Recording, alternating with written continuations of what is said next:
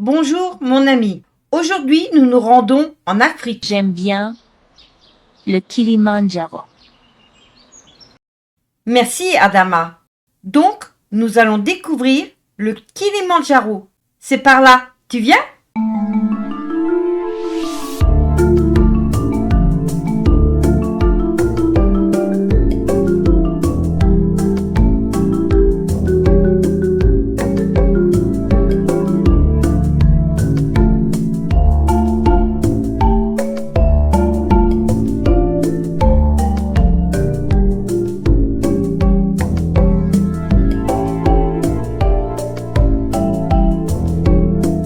Ok, c'est l'Afrique. Tu as pris ton chapeau et ton t-shirt. Mais n'oublie pas le bonnet, la parka, parce que là-haut, il fait froid. Et les bonnes chaussures de marche. Le Kilimandjaro est la plus haute montagne d'Afrique, située dans le nord-est de la Tanzanie, là, juste sous la frontière du Kenya. Il culmine à 5895 mètres d'altitude. On ne se rend pas compte comme ça en photo, mais c'est presque 6 kilomètres de haut. Et à son pied, on se sent tout petit. Il s'agit d'un vaste volcan endormi.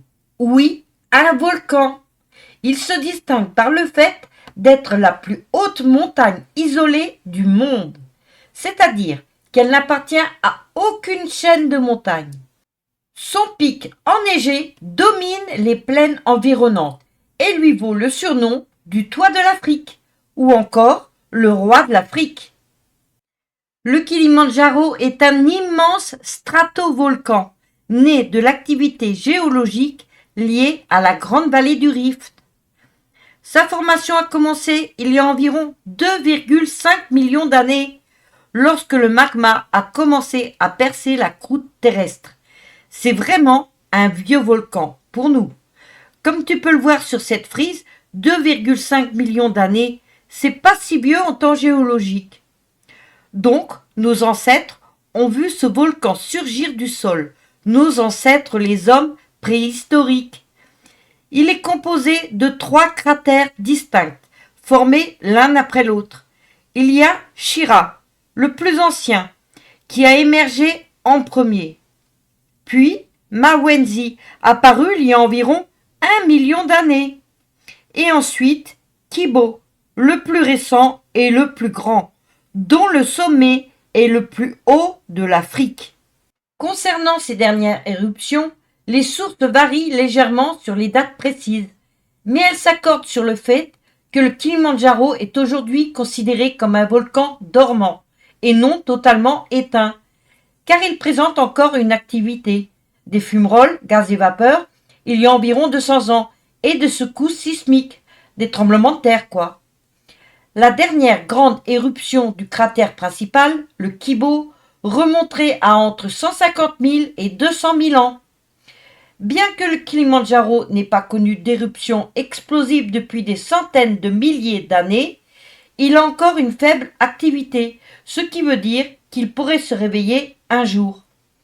Même si les scientifiques ne croient pas trop que cela arriverait bientôt, pour l'instant, il dort bien.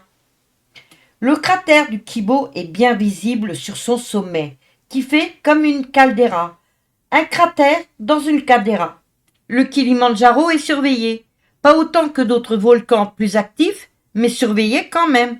On ne peut pas prédire avec certitude s'il se réveillera, ni quand.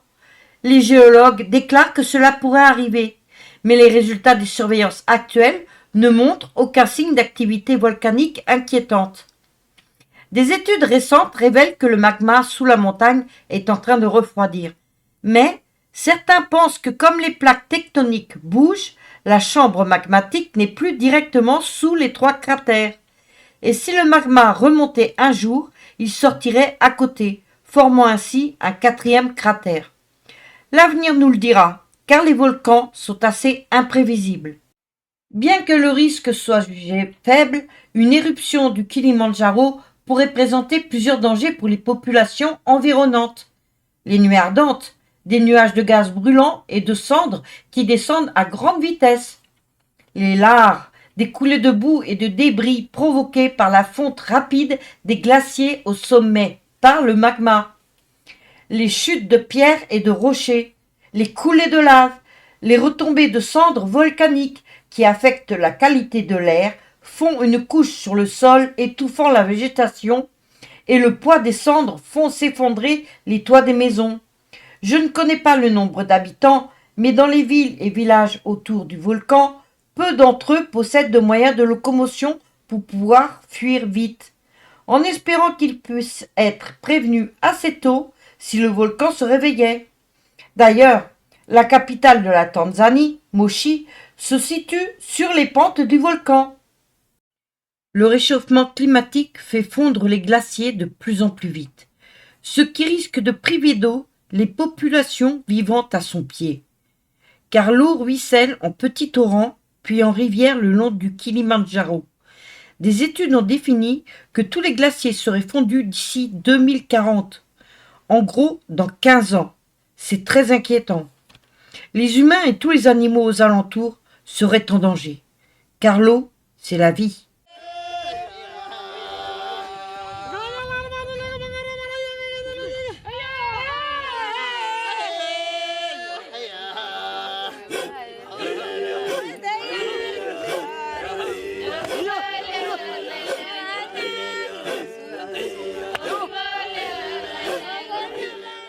Le Kilimandjaro est l'une des destinations d'altitude les plus populaires au monde.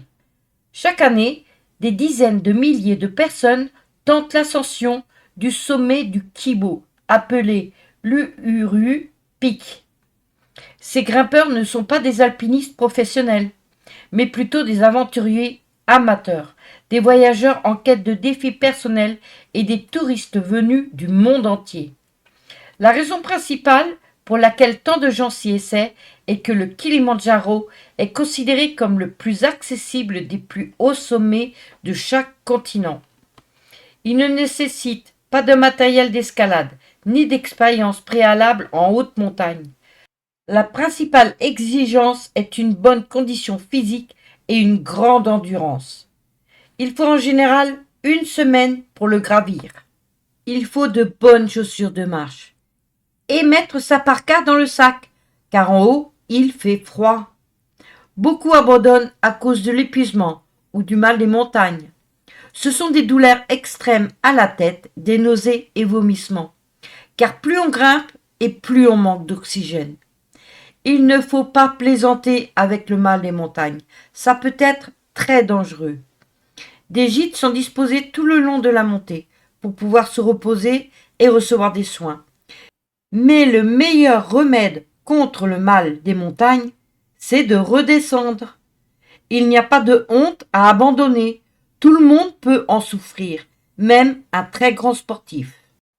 Cette expérience offre une immersion totale dans des paysages spectaculaires qui changent énormément à mesure que l'on monte sur la montagne, passant de la forêt tropicale au désert alpin et au sommet enneigé. Le tourisme autour du Kilimandjaro est une source importante de revenus pour la Tanzanie, employant des guides, des porteurs et des équipes logistiques locales. La terre autour d'un volcan est très riche, c'est pourquoi les hommes s'y sont installés pour cultiver. Et les villes à son pied se sont développées, offrant emploi, écoles, hôpitaux, aussi un aéroport. Tout est réuni pour que les habitants aient une vie correcte. Le Kilimandjaro est entouré de nombreuses légendes et mythes, principalement issus des peuples autochtones qui vivent à ses pieds, comme les Chagas et les Maasai. Pour les Chagas, le Kilimandjaro est une montagne sacrée. Ils croient que son sommet enneigé est la demeure des dieux et le lieu où vivent les esprits des ancêtres. Une légende raconte qu'un dieu nommé Mulungu a façonné la montagne lui-même. Les Maasai, quant à eux, ont leur propre interprétation. Selon leur tradition orale, le sommet glacé abriterait un esprit puissant, voire malveillant, qui veille jalousement sur la montagne. Enfin, une légende éthiopienne, moins ancrée localement, veut que Ménélik Ier, le fils de la reine de Saba et du roi Salomon, ait été le premier homme à gravir le Kilimandjaro. Ces récits montrent que bien avant d'être un objectif touristique, le Kilimandjaro était et reste un symbole spirituel et culturel profond pour les peuples d'Afrique de l'Est.